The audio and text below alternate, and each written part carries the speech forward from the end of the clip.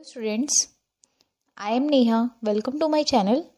आज की क्लास में हम चैप्टर साउंड का नेक्स्ट टॉपिक देखेंगे, कैरेक्टरिस्टिक ऑफ वेव। इससे पहले वाली क्लास में मैंने आपको ट्रांसवर्स वेव और लॉन्गिट्यूडनल वेव के बारे में डिफरेंस बताया था कि क्या क्या डिफरेंस होता है दोनों वेव्स के बीच में। ठीक है, तो उसी से रिलेटेड ये टॉपिक है आपका कैरेक्टरिस्टिक ऑफ वेव। अब वेव जो फॉर्म होती है उसमें कौन कौन सी चीज़ें आती हैं, इसमें आपको ये देखना है। तो देखिए, जो वेव का फॉर्मेशन होता है वो कुछ इस टाइप से होता है। कुछ टाइम में आपको क्या मिलेगा, पीक पॉइंट मिलता है ऊपर, और कुछ टाइम में क्या होता है, टाइम के संग जैसे ये बढ़ता जाता है धीरे धीरे, और एक एक्सट्रीम पॉइंट के आने के बाद ये जो वेव होती है ये क्या होती है, डाउनवर्ड आना स्टार्ट हो जाती है। सेम ऐसे नीचे वाले में भी होता है। तो जो ग्राफ बनता है वेव का, वो किसके किसके बीच में प्लॉट किया जाता है, डिस्प्लेसमेंट और डिस्टेंस के बीच में ग्राफ प्लॉट किया जाता है। और अप साइड वाला डिस्प्लेसमेंट कैसा होता है, पॉजिटिव। डाउन साइड वाला डिस्प्लेसमेंट कैसा होता है, निगेटिव। जैसे कि आप किसी भी तालाब में अगर कोई कंकड़ फेंकते हैं तो आप देखते हैं कुछ इस तरीके से वेव जनरेट होती हैं। ठीक है, तो ये वही चीज़ है। अब देखिए क्या करना है हमें। जैसे कि ये इसका ओरिजिन पॉइंट हो गया, ठीक है। अब क्या हुआ, अब कुछ टर्म्स आते हैं, तो उन सारे टर्म्स को पहले हम आपको ग्राफ से समझाएंगे, फिर आपको डेफिनेशन बताएंगे। तो सबसे पहले देखिए, ये वेव जब यहाँ से चलना स्टार्ट की, ऐसे नीचे गई, फिर ये वापस यहाँ पे आई, ठीक है। तब इसका एक ऑसिलेशन कंप्लीट हुआ। क्या हुआ, एक ऑसिलेशन यहाँ से यहाँ तक जब आएगा तब एक कंप्लीट होगा। तो जो एक ऑसिलेशन को कंप्लीट करने में जो टाइम लगता है उसे हम लोग क्या बोलते हैं, टाइम पीरियड। तो कहने का सेंस है, जब यहाँ से यहाँ तक एक ऑसिलेशन पूरा होगा तो यहाँ से यहाँ के बीच का टाइम क्या होगा, कैपिटल टी। ठीक है, अब देखिए नेक्स्ट चीज कौन सी आती है। जैसे आप यहाँ से देखें तो इसको यहाँ से और यहाँ के बीच की डिस्टेंस देखें ऐसे, तो आपको देखिए कुछ कम दिख रही। थोड़ा सा और अप साइड गए तो आपने फिर देखा कि थोड़ा सा इंक्रीज हुआ है, फिर देखा आपने थोड़ा इंक्रीज। एक टाइम पे आप देखेंगे ये मैक्सिमम मिलता है, उसके बाद ये फिर से कम होना स्टार्ट हो जाता है। ठीक है, तो कहने का सेंस ये है कि मीन पोजीशन से जो मैक्सिमम डिस्प्लेसमेंट होता है, सबसे ज़्यादा मैक्सिमम डिस्प्लेसमेंट वो ये है। इसके इधर भी कम हो रहा है और इधर भी कम हो रहा है। तो ये जो मैक्सिमम डिस्प्लेसमेंट होता है इसे हम लोग क्या बोलते हैं, एम्पलीट्यूड बोलते हैं। ठीक है, मीन पोजीशन से मैक्सिमम डिस्प्लेसमेंट क्या कहलाता है, एम्पलीट्यूड कहलाता है। ठीक है, अब देखिए तीसरी चीज कौन सी आती है। जो ऊपर बनते हैं इसे हम लोग क्या बोलते हैं, क्रस्ट। और जो नीचे बनता है इसे हम लोग क्या बोलते हैं, इस साइड जो नीचे बनना है इसे हम लोग क्या बोलते हैं, ट्रफ। ठीक है, तो एक क्रस्ट ये हुआ, जब अगले में हम आएंगे तो दूसरा क्रस्ट ये पड़ेगा। दो क्रस्ट है, तो किन्हीं भी दो सक्सेसिव, मतलब एक के बाद दूसरा, किन्हीं भी दो सक्सेसिव क्रस्ट या किन्हीं भी दो सक्सेसिव ट्रफ, मान लो नीचे एक और ट्रफ आगे होता, तो उन दोनों के बीच की डिस्टेंस को हम लोग क्या बोलते हैं, वेवलेंथ बोलते हैं। इसको हम किससे रिप्रेजेंट करते हैं, लैम्डा से। ठीक है, तो ये चीज़ आप ध्यान रखिएगा कि कोई भी दो सक्सेसिव क्रस्ट या किन्हीं भी दो सक्सेसिव ट्रफ के बीच की डिस्टेंस को हम लोग क्या बोलते हैं, वेवलेंथ बोलते हैं। और इसे हम किससे रिप्रेजेंट करते हैं, लैम्डा से रिप्रेजेंट करते हैं। ठीक है, तो ये टर्म्स कुछ हो गए। फेज क्या होता है, एक फेज वर्ड भी यूज होता है।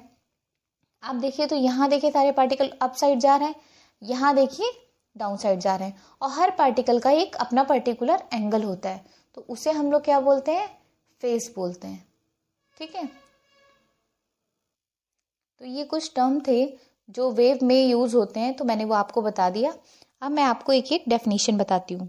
ठीक है, तो आप ये ग्राफ पहले बना लीजिएगा, फिर डेफिनेशन लिखना स्टार्ट करेंगे। तो सबसे पहली डेफिनेशन जो हम लोग लिखेंगे कैरेक्टरिस्टिक ऑफ वेव में, वो होगी फेज की, कि फेज क्या होता है। पहली हेडिंग देखिए, फेज। वो वाला फेस नहीं है, FAC वाला नहीं है, एंगल वाला फेस है, PHASE। ठीक है, तो इसकी डेफिनेशन क्या हो जाएगी, the point on a wave which are in same state of vibration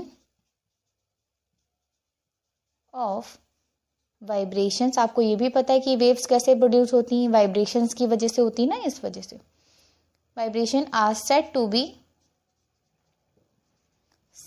B in same phase. ठीक है, तो जैसे मैंने अभी आपको ग्राफ में बताया था कि जो अप साइड के पॉइंट्स हैं उनका सबका फेज क्या होगा, सेम, और जो डाउन साइड वाले हैं उनका फेज क्या होगा, उनके हिसाब से सेम होगा। ठीक है, तो फेज हो गया। अब नेक्स्ट डेफिनेशन लिखते हैं वेवलेंथ की।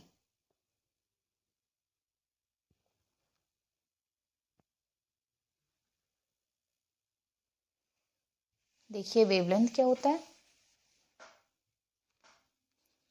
वेवलेंथ,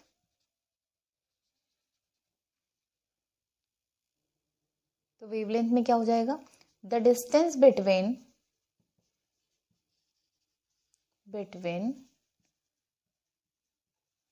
टू सक्सेसिव, बेटा यहाँ पे सक्सेसिव यूज करना बहुत कंपलसरी है, क्योंकि अगर आप एक यहाँ ले लें और 3 छोड़ के लेंगे तो नहीं होगा।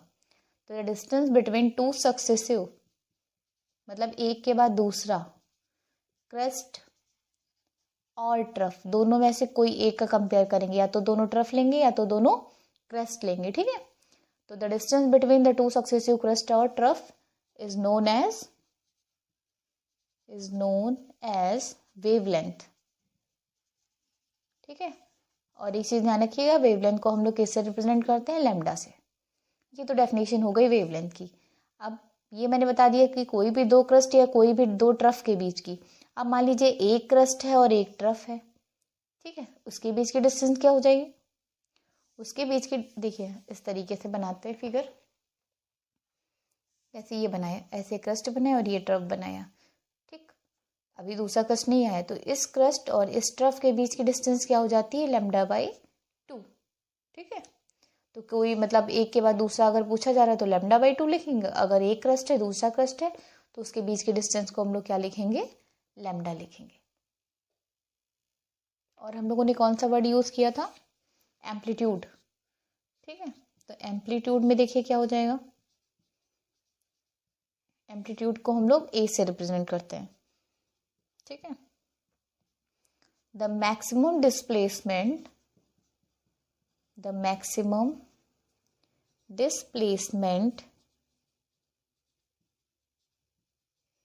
of particle from the mean position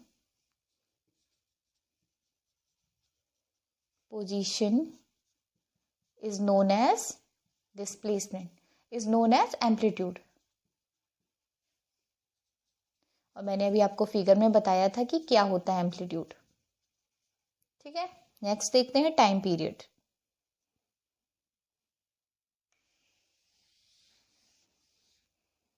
देखिए टाइम पीरियड क्या हो जाएगा, टाइम पीरियड, अब ये टाइम पीरियड जो होगा वो टाइम होगा जो किसी भी वेव को अपनी एक साइकिल कंप्लीट करने में जो टाइम लगता है उसे हम लोग क्या बोलते हैं, टाइम पीरियड बोलते हैं। तो इसकी डेफिनेशन आप ऐसे लिख लीजिए, द टाइम रिक्वायर्ड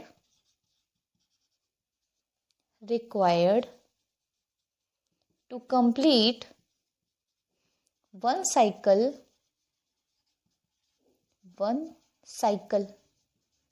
या वन वाइब्रेशन, ठीक है, one cycle is known as time period. ठीक है, और टाइम पीरियड को हम लोग किससे रिप्रेजेंट करते हैं, कैपिटल टी से रिप्रेजेंट करते हैं। ठीक है, अब हम लोग देखेंगे फ्रीक्वेंसी क्या होता है। फ्रीक्वेंसी टाइम पीरियड एक दूसरे से रिलेट करते हैं। ठीक है, देखिए फ्रीक्वेंसी क्या होता है, फ्रीक्वेंसी को हम लोग रिप्रेजेंट करते हैं न्यू से, इसको हम लोग क्या बोलते हैं, न्यू। ठीक है, ये होता क्या है, ये 1 टाइम पीरियड होता है। तो कहने का सेंस ये है कि एक सेकेंड में जितनी वेव्स प्रोड्यूस होती हैं, ठीक है, नंबर ऑफ वेव्स प्रोड्यूस होती हैं, उसे हम लोग क्या बोलते हैं, फ्रीक्वेंसी बोलते हैं। तो ये फॉर्मूला लिख लीजिए, फिर डेफिनेशन लिखते हैं। लिखिए, the number of waves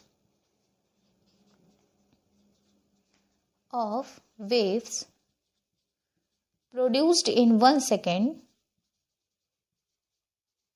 in 1 second is known as frequency. ठीक है, और इसकी यूनिट क्या होती है?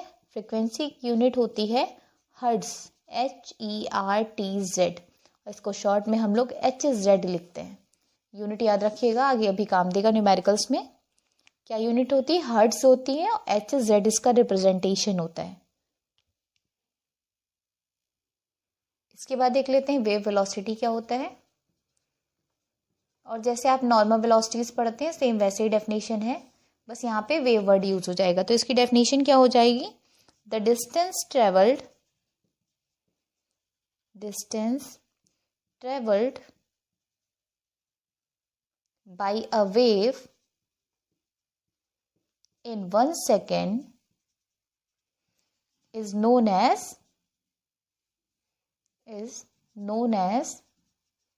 wave velocity.